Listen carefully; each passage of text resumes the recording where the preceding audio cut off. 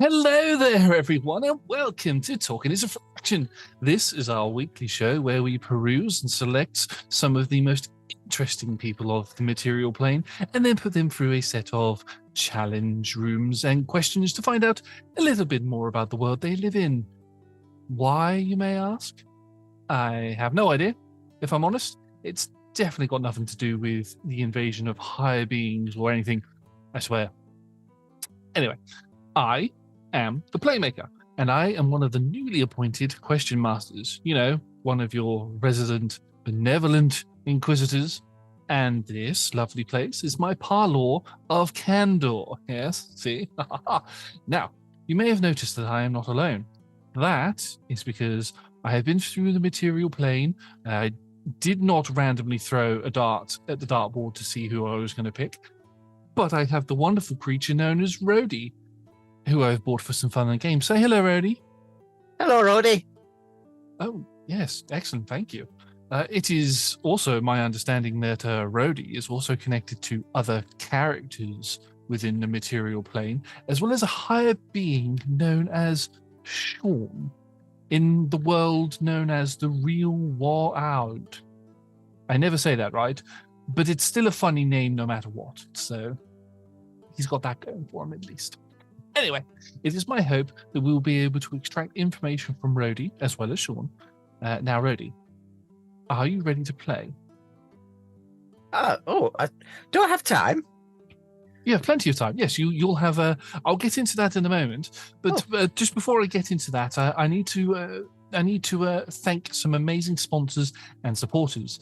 These entities are known as Hero Forge, Ultra Pro, Phoenix Dice, and Alchemy RPG, as well as Idle Champions, Netherwinter, Elderwood Academy, and D&D Beyond. I should also mention that we all have a very special fondness for our audience members known as the D20 Club. We always do the love hearts when the D20 Club's mentioned. Yep, like that, yes. I always do mine, so it's like the eye. Anyway. You can join those for. You can join the D20 Club for as little as one of your local currency. A link will be provided by the kobolds in chat in a moment. Yes, look out for that. If you can't join us in the Parlour of Candor live, you can always listen on one of your favorite podcasting apps by searching Roll Together RPG. And if you wanted to find us on any of the other planes of social media, you can just search Roll Together RPG. We are also on YouTube by searching Roll Together as well. Now, Rhody, as you asked, you do have time. You will be here with me in the Parlour of Candor for the next 55 minutes. Or so, depending on if we go into a tangent or not. And I have this wonderful deck of 100 cards that we are going to decide which room you're going to go in. You'll find in your pocket now that you have a D100, if you didn't have it there already. Yes. Oh, so I do. Yes. So how this will work is you will roll the D100. I will draw said card from the deck. I will give you an explanation as to what is on the card, and then you will enter the room and we will put you through some sort of a challenge. Might be a puzzle, might be social interaction, might be combat. We don't know. If at any point there is a particular room that you don't want to go through, you or myself can call Talking is a Free Action, and we'll get a chance to get some little bits of information from Shaun. Once the 55 minutes are up, you will be safely taken back to the exact moment I took you from, and you'll have no memory of any of this ever happening. Now, where did I take you from exactly?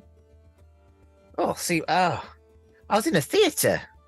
Oh, just all of these horrible things were happening. Everybody's worst nightmares, in fact, were coming true.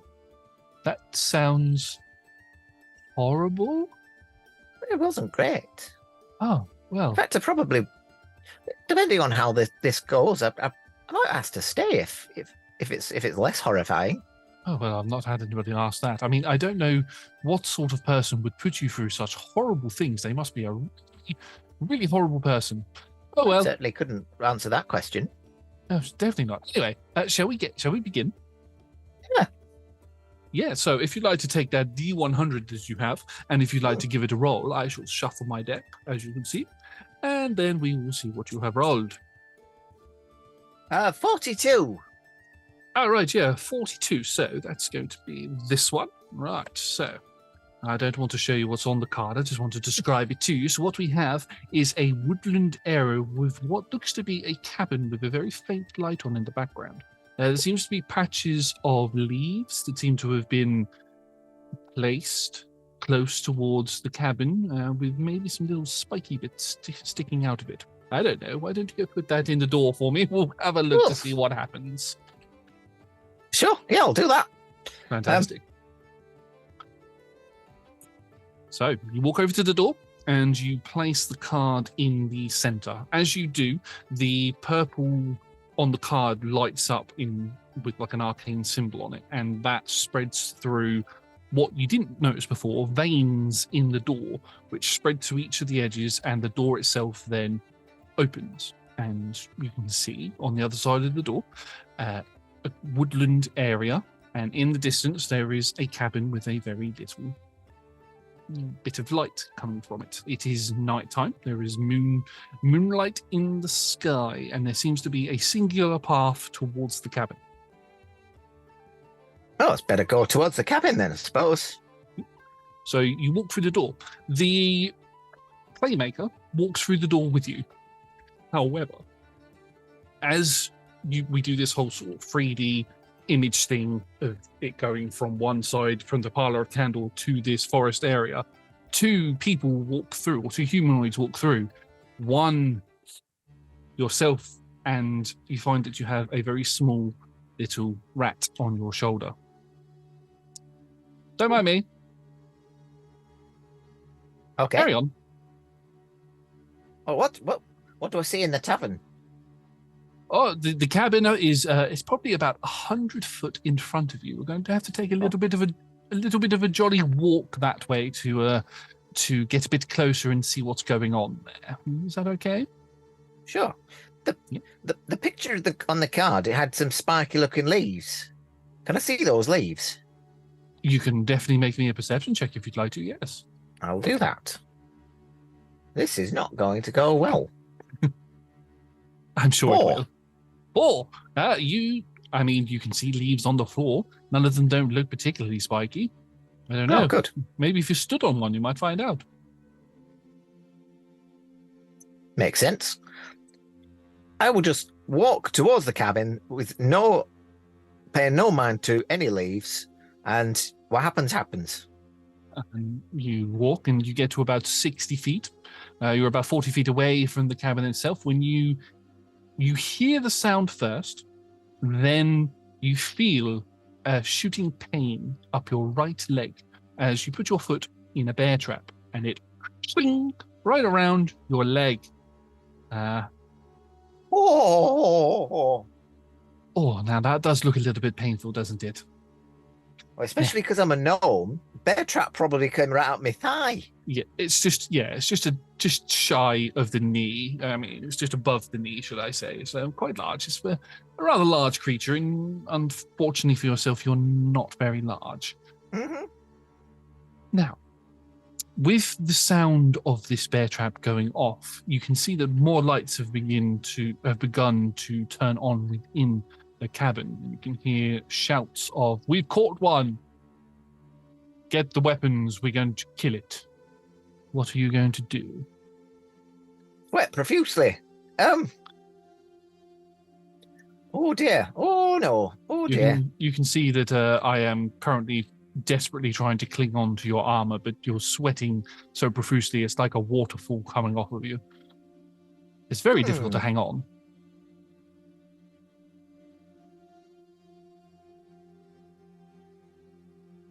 This is a predicament.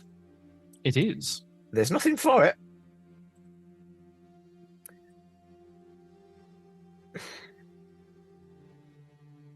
What's this contraption thing that I see on your back? What does that do? That's the thing it's the thing I'm hanging on to now because the rest of you is completely drenched. So it's the only thing that's not wet. What does it do? It's rather large. That would be my Misium apparatus. Oh, that sounds interesting. What does it do? Well, it gives me access to all sorts of spells that I would not normally have access to. Oh, really? Which is a Good point, because I thought I might be able to vortex my way out of this, but it turns out it's another creature I can see, and there's not a lot of point in me sending you flying. Oh, no, please don't. All right. Let's see if we can't find something better to do. I'm hoping they're taking a bit of time with all of this trickery that they're doing. You can see that the lights of the cabin are now fully on. Ooh. There is a lot of banging and crashing going around. You do spot a person come out of the house, out of the building, and run towards a small little, like, one of those like storm shelter door things. Opens it up and disappears down under there. Don't know why they've done that, but yes. I could reduce myself, but then that might just make my leg smaller and easier to crush. I particularly want to keep my leg. Yes, no, there would be. There doesn't seem to be much of a gap that's being left at the moment. I'm going to attempt a Misty Step. Oh, okay, that's a good. Now, you don't have to worry about taking me with you. The benefits of being one of the question masters is that I can follow you. No matter what, I can manipulate the spells in a way that I can follow you. So, at least I think I can. We'll find out. Do it. It'll be fun. Okay, so I'm going to attempt this. There isn't a downside to this contraption, is there? Oh, well, they're about to find out.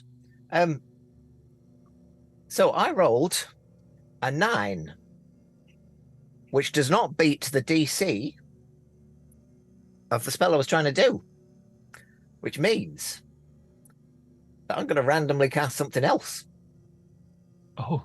Oh, this is very interesting. I love this. Oh, please. Oh, tell me. Don't worry, I won't be affected by whatever it is you do. I just want to see what happens to you. I mean,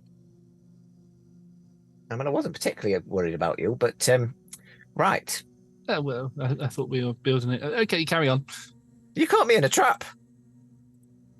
Got in a trap. Sorry, I'm not going to do that right now. The internet does not need to hear that. What's an internet? It's this thing that we're apparently on. The World Wide Web. I feel like I'm going to learn a lot of things I don't understand. I have accidentally cast Gust of Wind. Ooh. Which was not entirely what I was attempting. However, I'm going to try and use it to my advantage.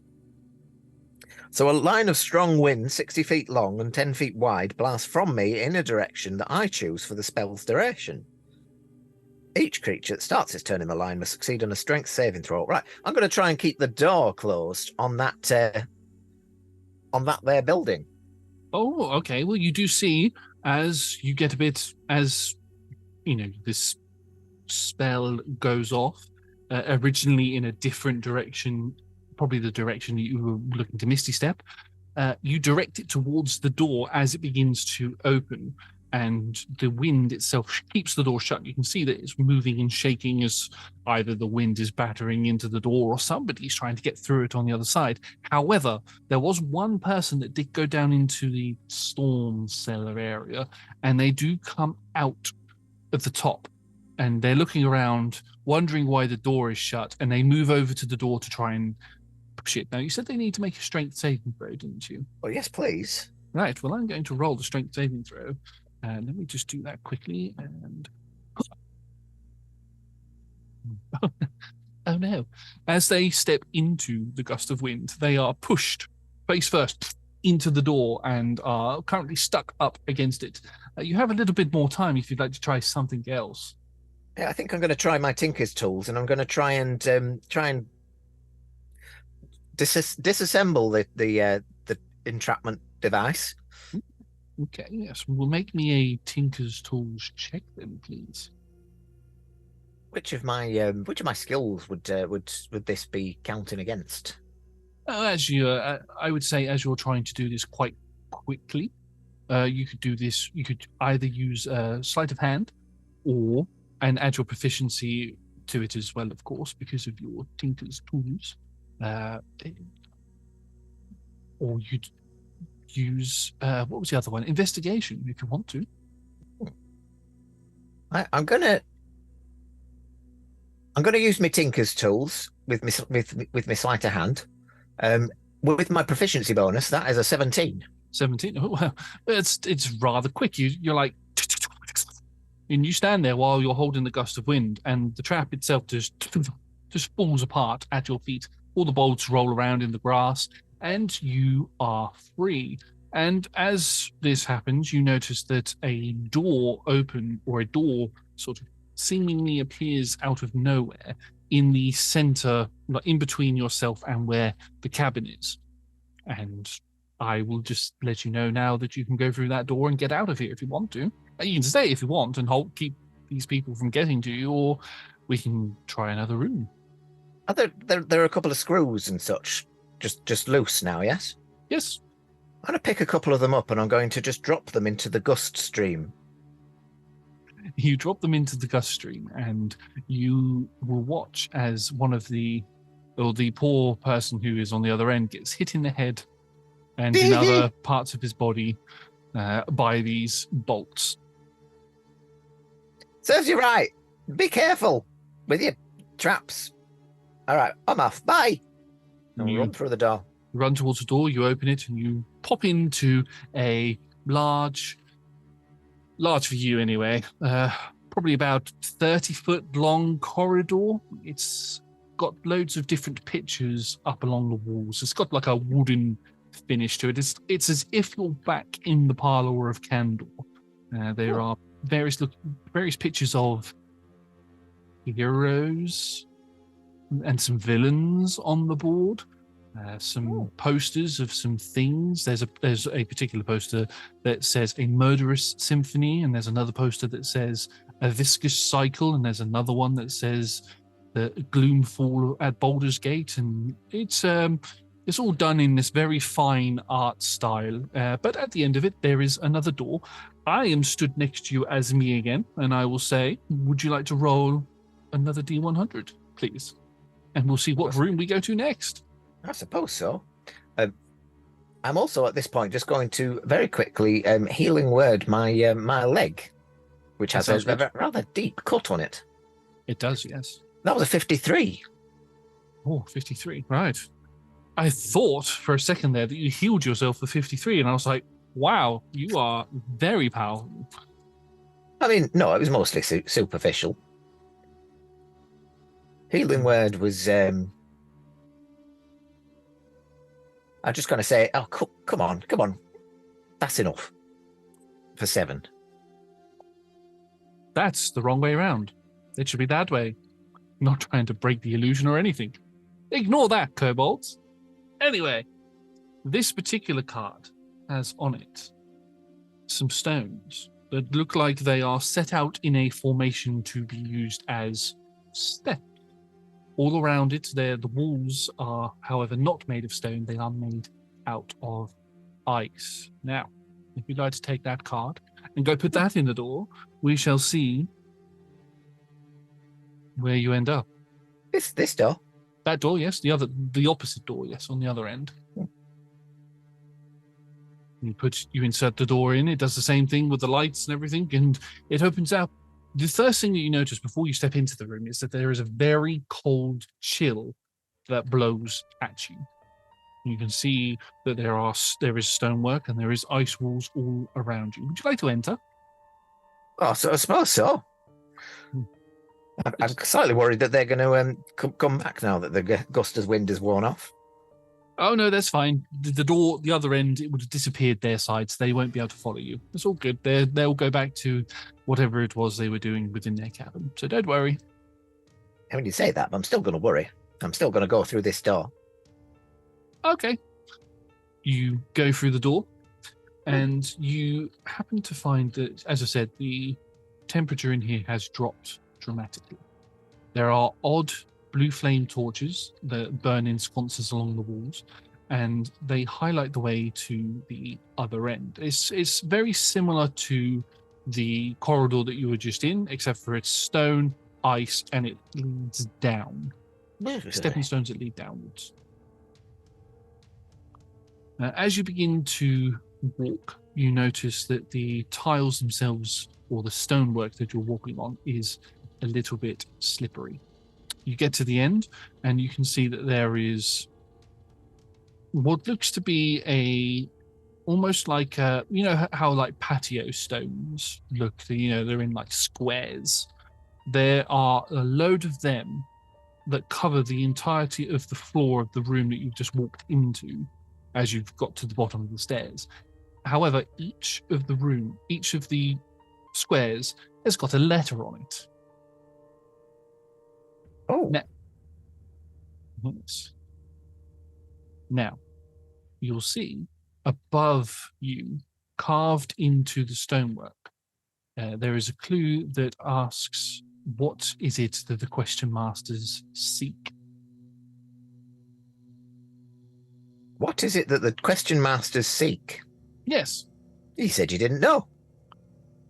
Well, and then there you said is something about it not being world domination. Can I spell world domination if I step on them? You probably could. There's probably enough letters there, although it is a bit like what's that game? What's that one? What's the game that they call with the lines that go up and down? You have to connect the letters. I can't remember what it's called. Yeah, that is that what it's called? I don't know what it's called, but yeah, you could probably spell world domination, but you'd have to jump from like the W that's like over there on the 4th row back, and then over to the O that's on the 3rd row, and that does sound tedious. It does sound a little bit tedious, yes, but there is something there. I will let you know, though, that there is something that we question masters do seek. However, it was a little bit unfair of me to not mention it at the beginning. So I'm going to say talking is a free action. Oh. That's completely my fault. Sorry about that. That's all right. I'm supposed to say knowledge. We're seeking knowledge at the beginning, and I forgot to say it. I mean, that was a bit cheeky of me to call you out on it, because I probably do know that. Shall I roll a D100? Yes, please. Roll a D100 so we can get away from this embarrassment. And how are you finding Murderous Symphony at the moment? I'm really enjoying it. Yeah, and I'm not just saying that because you're the DM. Yes. Yeah, really enjoying it. It's been nice to step back into Rhody's shoes as well. Yes, although I did make a couple of tweaks. Yes, I was going to say, what are the tweaks that you've made to this Rhody? And for people who may not know, where has Rhody appeared before? So Rhody was in the very first Roll Together one shot, which was Israel, the Roving House. Rhody was one of the intrepid explorers in exploring that place, and left there with more than a few scars. At the time, he was a level 2 divination wizard and a level 1 artificer. But I've played an artificer quite a lot with old Georgie, so I decided to reflavor him. I've kept the 2 wizard levels, and I've added a couple of 4 sorcerer levels, because we're level 6 at the moment, although I think we might be going up at some point, in which case I'm playing with my options. It is nice to play around with your characters a little bit. I always like to think that the classes, you're not always restricted to the class that you first decided to play. Yeah. Especially when you don't play a character consistently. So with the way that we do things here, if you don't play a character for a very long time, you could come back and have a few tweaks. They could have retrained at anything. So, I like to do it in power. I like to do it with my my home game players as well. Like, there's no point playing a character if you're not enjoying it. So one of my players has been playing a bard. He wanted to try dip his toes into rogue, but then actually just found that he wasn't really enjoying it. So yeah, just went pure bard again. No, it's fair enough. Fine, doesn't make a difference, does it? Yeah. What did you roll on your D100? Oh, I got a 32. 32. So that question is going to be, what's something about your non-D&D life that might surprise us? My non-D&D life. So I guess a lot of people in Roll Together are very actory. A lot of people do that as their kind of main source of income, because D&D doesn't pay as much as it would. We would all love for it to keep us fed and watered, but it doesn't. So yeah, a lot of people do a bit of voice acting, bit of that. I'm not one of those people. My life outside of D&D largely involves spreadsheets and Excel and writing formulae, which I don't know. I feel like that's a surprise. It's still fairly nerdy. It's probably more of a surprise to anyone who knew me at school because I really was not IT based. So that, I suppose, is the other thing. Even though I work in spreadsheets, the highest qualification I've got in IT is Key Skills 2. And the only reason I've got that is because my school, we were kind of on the cusp of IT becoming compulsory. So when my year went through GCSEs, we had to do technology, which I hated, rubbish at it. And then when we came back, they'd changed it all so that everybody had to have an IT GCSE, and those of us who didn't had to take this Key Skills course. So yeah, I was not good at IT. It's something that I've had to teach myself as I realised this is actually important. So yeah, those are my surprising things. I work a lot with IT. I'm not qualified. So I was in the same situation. I could have chosen to take IT was an option that we could take for GCSEs. I chose not to take it for whatever reason, but technology was a compulsory thing, and it wasn't until either the year after me or 2 years after me that IT was made a compulsory thing that you had to do. It's now not again for some reason. I have children who are doing it, and IT isn't a compulsory. It's weird. So I'm currently going through the process of getting qualifications to do IT. One thing I have realised or have noticed, and you'll probably agree with this, is 10, 15, 20 plus years ago, you had skilled things like carpentry, pottery, all of that sort of stuff, like proper hands-on stuff that were known as career skills. And IT is now one of those. It's not like the main one. Well, it is the main one, but it's not. But it's a trade skill. That's what it's called. Engineering, plumbing, electricity, all of that sort of stuff. And it's something that should be taught at schools properly. There's a lot of things that should be taught at schools in this country that isn't. But I digress. We're not going to get into that. Would you like to roll another question? Yeah, I will do.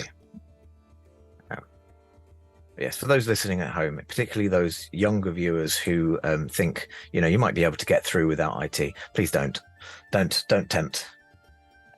Just do the computers. 19. 19. Ooh, that's quick. You have to recast the last TV show or film you watched with Roll Together characters or players. Who's playing who? Oh, shoot. So the last film I watched was The Menu. Is that the one where they're trapped in a restaurant or something? Yeah, they're trapped in a restaurant on an island. They're all kind of rich people, and I don't want to spoil it for anyone because it's a really good film. It is odd, but yeah, there's a lot of weirdness going on, and so I'm gonna attempt. Oh, God. Here's where I'm going to cheat, and I'm going to IMDb the cast list so that I don't get any actors' names wrong, because there's a few I know, but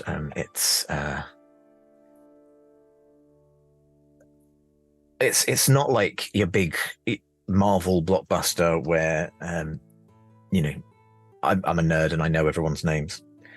Kicking myself for not watching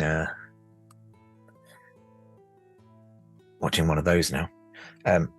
So I think, do they have to be my characters, or can they be anyone in Roll Together? Anyone in Roll Together. Let's say that. Right. Okay. So I need a chef. I need a head chef to replace Rafe Fiennes.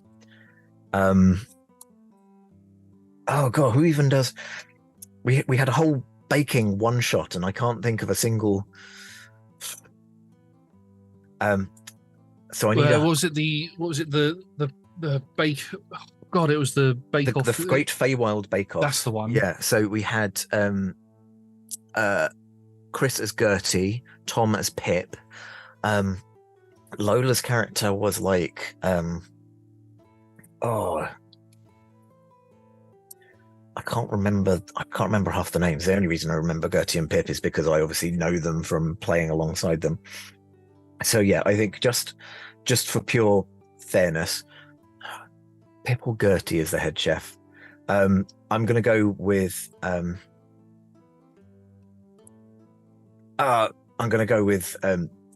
Pip, because I can just see I can see Tom making a poppet backstory out of the chef's kind of backstory. Then you've got a couple of different like characters who are dining in the restaurant, so I think I'll focus on them. I don't want to take up all of the time with this, because films is one of my things. I like if you ask me to do anything about films, I will keep going on about it. So Nicholas Hoult of X-Men fame, X-Men fame to me, I'm sure he was in other things, but X-Men, was a kind of fan of the head chef. So seeing as I've picked Pip as the head chef, I will pick someone who would be a fan of. Is it weird to put Nutmeg in as? No, Ogden. Ogden would need to be, I think, head chef Pip's biggest fan. And then Ogden had brought, instead of his normal, his expected guest played. I don't know who the expected guest would have been played with. Brought someone else instead. Who is played by Anya Taylor-Joy. Anya Taylor-Joy. I don't know, Anya or of Queen's Gambit fame, I believe. And Super Mario Bros. Movie, because she plays Princess Peach. Peach, that's right. Peaches. But I think that's where I'm going to put Gertie. Yeah. Oh God, I'm burning through the Flustered in the Feywild cast. I'm gonna have to dip my toes elsewhere in a sec. Right, there was a table of 3 dude bros, so I need some dude bro characters. Does anyone actually play any dude bro characters? I'm gonna put Eltrion in there. I'm gonna put Eltrion. I'm gonna put Jakarth, and dare I put? I know they're dude bros, but I'm tempted to put a non-masculine character in there just because, this is us casting this film. So I'm going to go with Tessalin as the kind of related. So that's the Neverwinter Saga table sorted. Not specifically, I suppose. Yeah. Oh. I might have to. I'll do one more table, and then I will move on, because I think I could go at this for a bit too long. There was a table which was a film critic and her magazine editor, producer, fellow critic. I never quite got what the dynamic was. Who the food critic was Janet McTeer, and the Toady was Paul Adelstein. Now I remember this is what I do after films. I go on IMDb. I'm like, what were you in? What were you in? And I cannot for the life of me remember what Janet McTeer was in. Could just click the link. I'm cheating. Known for Allegiant. Oh, that was one of the Divergent series of films, wasn't it? It was a book series, and they never quite finished it. Oh yeah, the thing that was supposed to be the next Hunger Games, but they kind of tried to do a Hunger Games, split the last book into 2, and it just didn't do as good as they wanted. So she probably doesn't want me to remember her for that. So there's also Ozark, an episode. No, I can't tell if that's an episode of or a few Jessica Jones, but yes, that's what she was in. And Paul Adelstein. I'm only going to bring up one thing because it was the other thing that this could have potentially been. Brooklyn Nine-Nine. He was in a couple of episodes of that, which who's he just playing found funny. that? He was a mob boss that Captain Holt did a bit of a deal with. I've been avoiding spoiling the menu, and I've possibly spoiled Brooklyn Nine-Nine for anyone who's not gotten up to this. So just skip past this bit. Skip past this bit. Brooklyn Nine-Nine ended like 2 years ago, a year ago. So, yes, but I'm watching it for the first time. So, okay. Hence, yeah, watching through. I think we're on like season 5 right now. So yeah, they were a food critic. Now, why did I go with this particular category to try and to round it off? I don't know. Right, food critic. So in magazines and people who are doing writing, who does a lot of writing in RT? I did see that there was somebody who plays an Eldritch Scribe.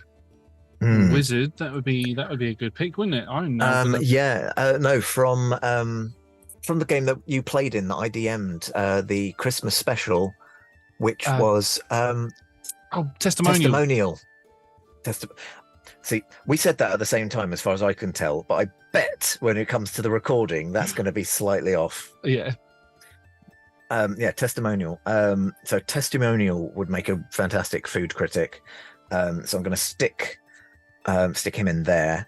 And who would toady up for Testimonial? It's going to have to be. I'm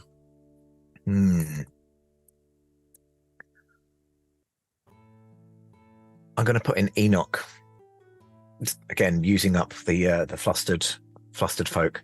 But yeah, I'm going to stick Enoch in there as a fellow writer, co-writer of the Feywild rule book. Yeah, I could keep going on with this, but I will stop there. There's wait staff and all sorts in this film that crop up. I'm not going to cast the whole thing, but I feel like that one question should be an episode on its own. I think that would be really interesting. I mean, I guess it depends on what you just watched. You know, Well, what did you just watch? Gravity. All right, done. Yeah. Or The Martian. I've had an idea. However, I'm not going to say it on the stream because we will talk about it for ages. I'll mention it when we finish. And maybe get the mods to stick it in chat so that people can have a think to see what people think about it. Yeah, get a bit of an audience vote going on with it. Anyway, shall we go back in? Where's Roger? Here he is. I suppose so. Oh yes. Oh, did you feel that sensation wash over you? I felt something, but I think it might be my leg again. Anyway, you'll look in front of you and you'll see that the word knowledge is spelled out, and you are free to walk to the other end and go through the door. Oh. Off you trot. I'll do a kind of hopscotch thing. Just hop on the K, hop on the N, or the leg, switch the leg, and eventually I make my way over. You make your way over. You go through the door. You end up in another very nicely looking hallway with different posters on the wall this time. These ones are more character-based posters. You see a poster for Jakarth, a person called Jakarth, a person called Old Georgie, a person called Giacomo, and there's a few of those as you go down, and they've got fine little bits of artwork on there. Would you like to roll me another D100, please? I would indeed. That is a 99. 99. That's I think that's the highest I've ever had. Which is it helps if I have the right deck of cards in my hand. Let me just pull the right deck out. Right. You know I'm hungry for ice cream. You know what? Ice cream would be really good. 1 second. I wave my hand and we both have a bowl of ice cream. Everybody looking at home is probably wondering, why do they have the cards and not a bowl of ice cream each? Probably. Would you like to go? Oh, 1 second. I need to describe what's on the card first, don't I? The card. This card has. It's a dark room, or a dark space anyway, and there seems to be loads of keys. Oh, okay. Floating. Shall I take?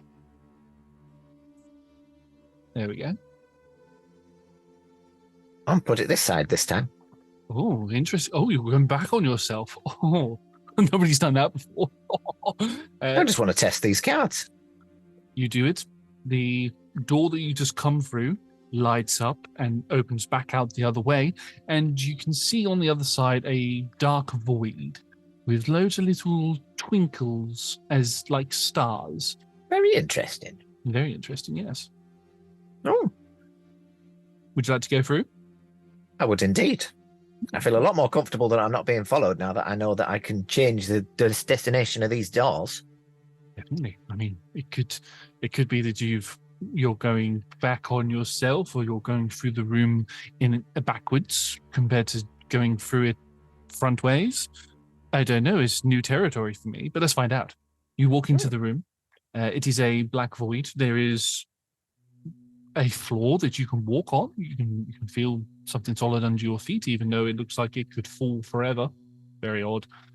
And all around you, there are flying keys. At the other end is another door. Now, I will tell you that this door will lead you into the final area.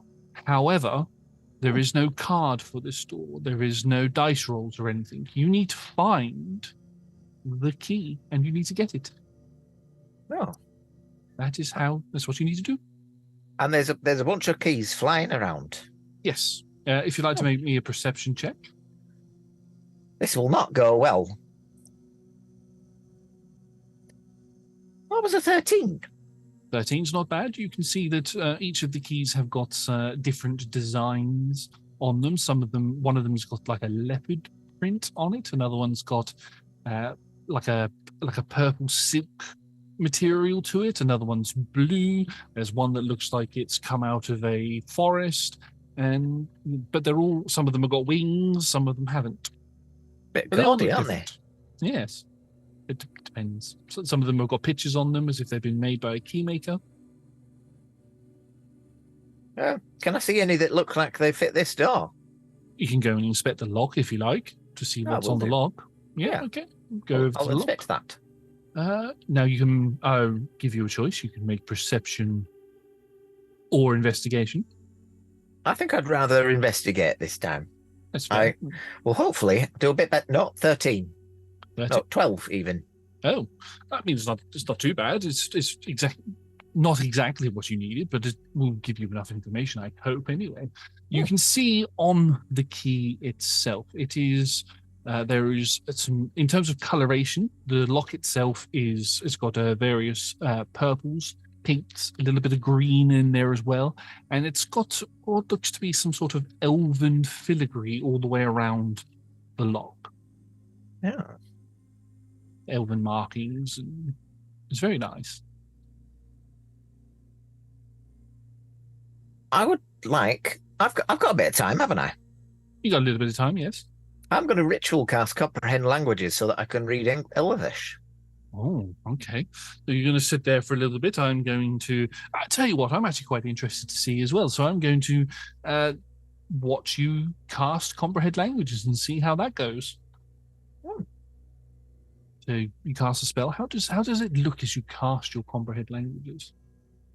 My Mysium apparatus, kind of the arms come out, and there are various lenses. It's kind of like when you get your eyes tested, and it kind of puts different lenses in the way, better or worse, and until I eventually tweaks that suddenly the words read in common instead of Elvish. Oh, fantastic! Right. And as you look at the writing that is left there. All it says is the actual key is under the doormat. I look down. Is there a doormat? There is a doormat. The doormat was in Elvish, but it now says welcome. Oh. I look under the doormat. You look under the doormat, and there is a key that matches the description and the shape of the lock. I mean, that was actually. I'm just going to unlock the door. You unlock the door. The door opens out into another one of these parlor of candle hallways with some more posters on the wall. You hear some like jangling and chingling noises as they seem to clink at you in goodbye. Some of them sound a bit sad as well. None of them had moth wings, did they? You didn't really have a chance to have a proper look, but there were some that did have wings. Nope, keeping away from them. Little flying flitty things. Okay, so you go through the door again. Mm-hmm. Okay, you're back in the hallway. There are more posters on the wall. Would you like to roll me another D100?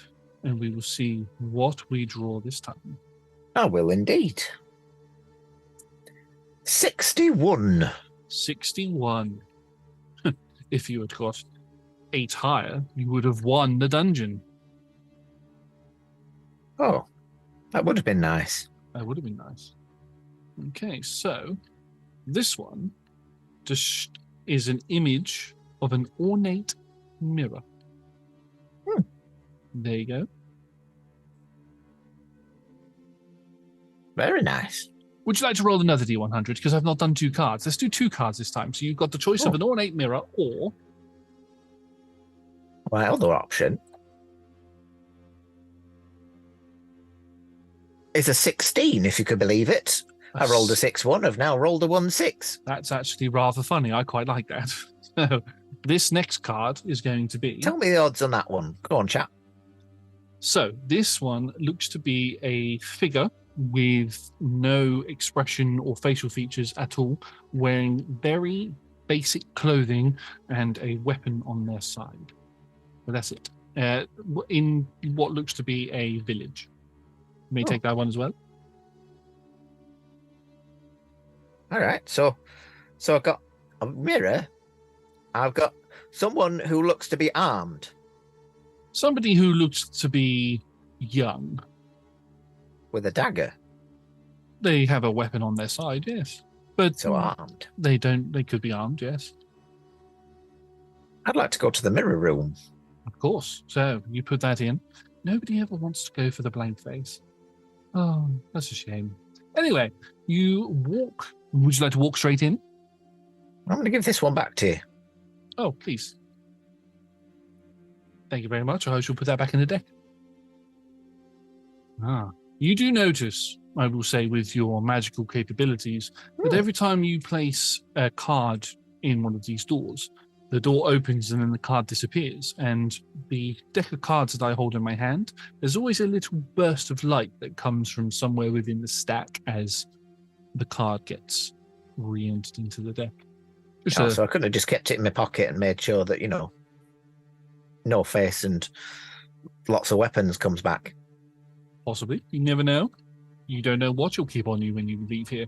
Anyway, you walk into the room. You find that your way is blocked by a large, ornate mirror. It's casting your own reflection back at you, and also the corridor that is behind you. Or is it? Would you like to roll me a perception check? Will not go well. Oh, that did go well. 15. Ooh. On closer inspection, something seems off. How are you going to get past it? Something seems off with the mirror. Something seems off with the mirror, with the reflection, with the whole situation. Because as you turn around, the door that leads into the corridor that you just come from is no longer there.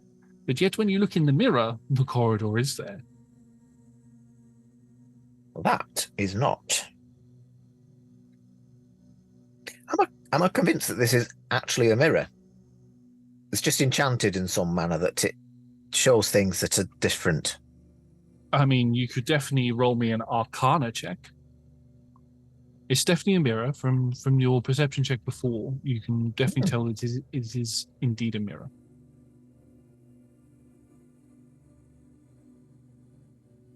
But your Arcana check will be able to tell you if it is magical or not. Tell you what my Arcana check can also tell me is whether this mirror melts. I'm going to take a couple of steps back and I'm going to fireball it. Fireball or firebolt? Oh no, I'm using my Misium apparatus and I'm going to try and burn a hole through this mirror because I don't think it's right. I think it's behind that mirror. Okay, roll. It's fireball is a dexterity save. It's still an Arcana check to see if I can even cast it. Yes. Easily done. That's an 18. And the apparatus just kind of comes out. It kind of, a couple of different arms come and go, and then eventually it comes out, and one's got an aerosol and the other one's got a lighter, and it just sort of... I'm going to hide in your in your hood, or some loose bit of clothing that you have, because I do not want to get singed. I cannot, the mirror itself cannot pass any sort of check, so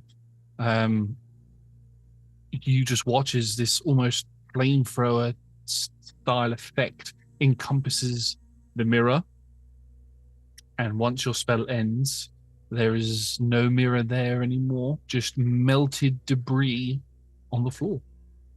And on the other side is another door. Excellent. I'm going to wait a little bit of time. Actually, you know what? I'm not going to wait any time at all. I'm going to use... Oh, no. I don't know that one. Can I know that one? I'm going to pop it out again, and I'm very impressed by what I see. I think I can. Indeed. I'm going to try and use a cantrip with my Misium. So, can still do it. Doesn't... Oh, no, that didn't work. That was a natural one. I was trying to cast... lost it now. Frostbite. Something that could cool down the thing. Unfortunately, with the cantrips, it's just it just doesn't do anything. Oh, well, that's lucky then. We don't want it exploding on your back or anything like that. I was getting worried I might have to hide again for a second there. No, it's just that I was trying to cool down some of the molten mirror, and it didn't quite. So I'm just going to try and hop through the not burning bits. Well, I'd rather you didn't burn yourself, so I'm going to call talking as a free action again, if that's okay. Oh. Yeah? I always... We'll let that cool down for Rhody before he goes and burns his feet or something. He doesn't want to... Nobody wants to deal with that. I very much enjoy with Rhody taking the Clockwork Soul kind of, you've ties to the plane of order. No, Rhody is chaotic as fuck. The apparatus is probably one of my favorite magic items that I've seen. I would be far too scared to use one myself. I mean, that's what the divination wizard levels are primarily for. Like, if there was something that was too important to risk, then I would use one of my divination dice to make sure that I pass that check. However, it's also hilarious, so most of the time I'm actually hoping for a fail. Yeah. Right. Would you like to roll? Would you? I don't think I've actually failed one in the in the show. I'm slightly disappointed that Rhody's going to be going ahead from this dungeon thinking that his contraption works. Oh no! Oh no! Oh no! D100. Yes, please. That is a 38. 38. So with a 38, would you rather step on 10d4s all at once, or 1d4 every day for 10 days? I think I'd rather get it over with. Yes. Because after a while, I mean, you probably build up a bit of a resistance to it, but I have very sensitive feet. Like, as a kid, like those jungle gym things with like you had to sometimes go around along the ropes. Couldn't do it. It was far too I can't Can't see past the cat's head. Yeah, far too much, far too painful stepping on those things for me. So I would always have to like cling to the sides and step on the more stable metal bit.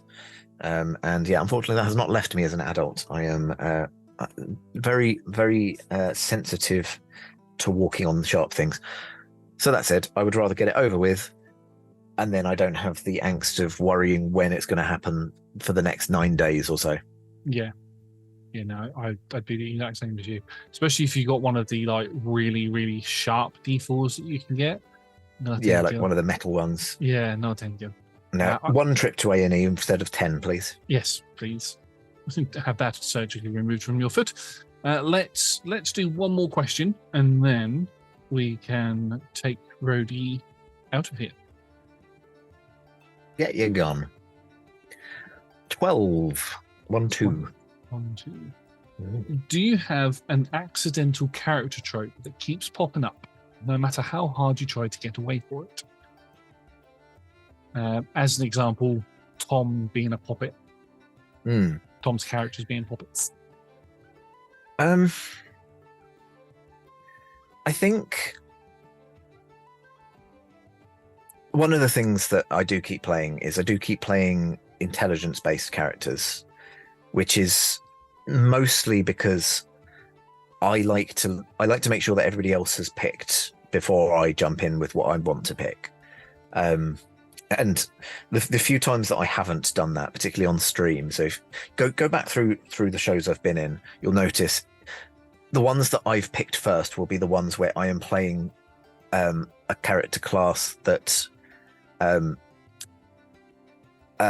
someone else has picked. So like if it's one where I've gone last, I will, unless two other people have obviously decided to play the same thing, I will not be playing the same class as anyone else. However, and I'll be plugging a gap as well. So, which generally, I don't know if other people find this. Generally, I find that that's the intelligence score. Like people love to play, a wisdom-based caster. People love to play a, barbarian. No one seems to pick the, wizard or artificer. Maybe that's because there's fewer options for intelligence than for other things. But yeah, so I if I've picked last, often I'll end up being a wizard or an artificer. If I picked first, which you'll notice sometimes it will be because I really, really wanted to play something, and then someone else has gone, oh yeah, I'm taking some levels in that. Oh yeah. I found with the games that I've played with Roll Together, other than myself, because I have not been in a. No, that's actually wrong. I've not been in a party with a full rogue. Correct me if I'm wrong, but I think everyone's had a dip in rogue. What, Giacomo wasn't a rogue, was he? No, Giacomo was a rogue. Giacomo was a. It's not soul, Psi knife. Soul knife. Is it soul knife? Well, then I apologise to Tom for completely forgetting that Giacomo was a rogue. I'm fairly certain Giacomo was full rogue. I don't think Tom took a dip, but to be quite honest, it's been a long time since I looked at those character sheets. So yeah, there's a few things that people will take dips in and don't seem to play fully. So like, I think quite a few people have taken like fighter dips. Garnot is a full fighter. I've thought a couple of times of taking a dip in either wizard or artificer and rogue, because he has. It might not come across in the sessions, but he does have a high intelligence. I think it's like 13 or 14 or something like that. High enough to multi-class. Enough to multi-class, yeah, but I just never have. But yes, dip fighter is basically the first 2 levels of fighter. Yeah, that's my that's the kind of first thing I tend to play the intelligence classes, not necessarily because I'm drawn to it, but just because I like plugging gaps. I don't like there being gaps, so I plug them. Yeah. And then the other thing that I tend to play is fairly cheerful characters, I think. like cheerful and friendly. And that's just because on the few occasions where I've tried to make someone, so like in Rebecca's Christmas one shot, the one that was largely based on Christmas Carol. The name is currently escaping me. It was only less than a year ago. But anyway, we were all supposed to be kind of grumpy, Christmas hating, like, so and so's. And even then, like, my characters ended up kind of really getting into it and being like coming round to Christmas kind of thing. I just can't play a meanie. It's just not in my nature. I always seem to end in almost end up in like the dad of the party most of the time. On that note, let's go back in and see Rhody off to their travels for the last episode of Murderous Symphony. Well, it looks like that mirror's cooled down now. If you'd like to proceed forward. Oh yes. What's on the other side? You'll find out when you open the door, won't you? I do have a question before you go through though. Oh. Have you enjoyed yourself? Have you had fun? Let's see. I got my leg caught in a bear trap. That was funny. Had to find my way out of a room full of keys, and there was a trap with lots of words. I think overall, probably, I might give it a miss. But thank you for having me. I was going to ask you to fill in one of these review things, but don't worry. Definitely don't tell anybody else by the name of the Fae or the illusionist about this, please. Through the door, and you go through the door, and you are back in the parlor of Candor. Right. Okay. So, bear with me one moment, Rhody, please. I'd just like to thank everybody for joining us for Talking is a Free Action. You will find us here every Friday from 6 p.m. BST for either Talking is a Free Action or our other talk show, Talk Together. You can also find us playing D&D on Mondays and Tuesdays at 6 p.m. BST, where you can follow adventures of people just like Rhody. All of these are streamed at twitch.tv/RollTogetherRPG. VODs are available immediately after the stream to catch up. Or you can find all of our content on YouTube or on podcasts by searching RollTogetherRPG. I almost forgot where we were then. Oh, sorry. Anyway, many thanks to our D20 club on Patreon. If you'd like to support us, you can from as little as one of your local currency. Apparently, there are goats involved as well. You'll have to speak to the poppet about that. I don't know. And we'd also like to say another thank you to our sponsors and supporters. Now, Rhody, as you exit the parlor of Candor, and as I look rather sheepish and worried behind my counter, you'll notice that there's a sign on the door. And the sign, it flips over to a closed sign, and underneath it, it reads the ancient question master proverb of always stay classy at the table. Goodbye.